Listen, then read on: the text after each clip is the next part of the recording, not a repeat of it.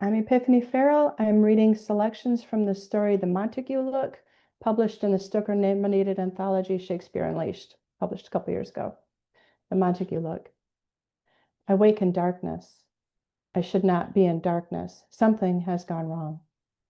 I lie on my back, having no strength to move as much as a finger. I focus all my effort on a blink. There is no change in the darkness, eyes shut or open. But my eyes are not glued shut, of that I am certain.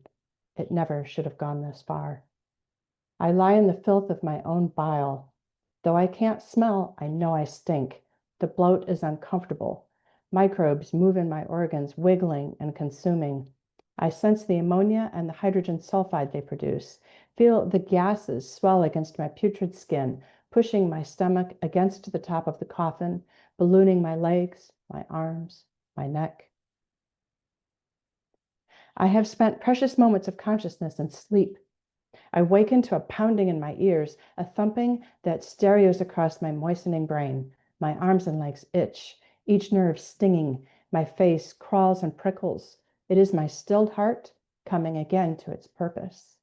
My jaw drops open. My mouth is not sewn shut. I heave, gulping like an unseeing fish dying on the bank, trying to force air into my dusty lungs. Breathe.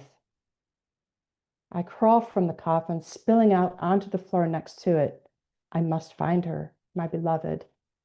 I will go forth at night.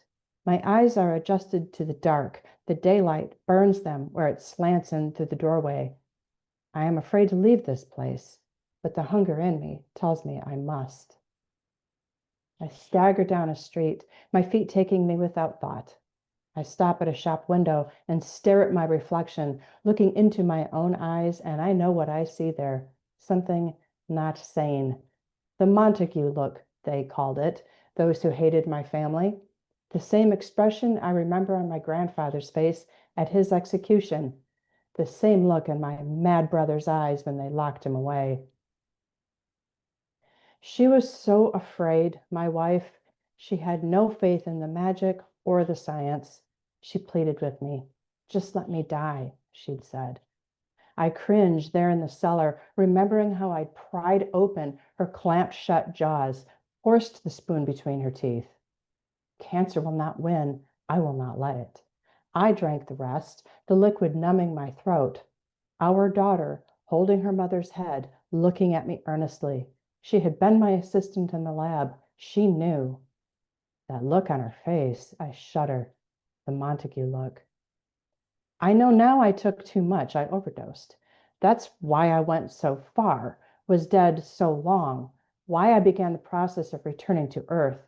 But surely the rest has gone right. I was careful with my wife's dose.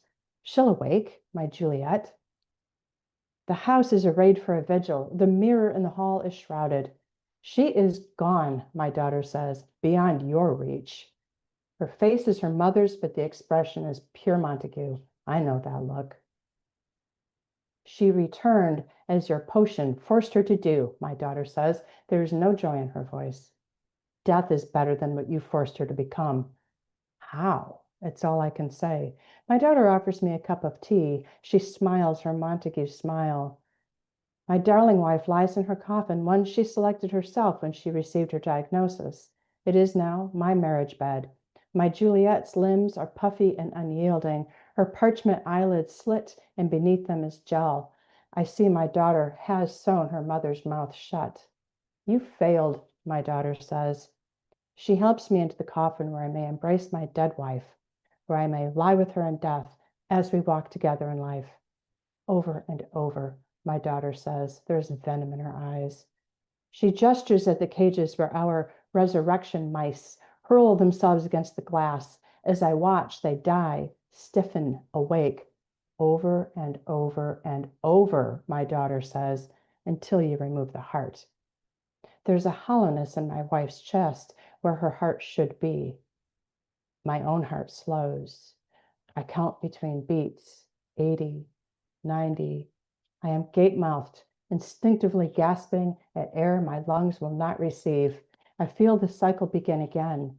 My daughter peers at me over the edge of the coffin, smiles a mad Montague smile.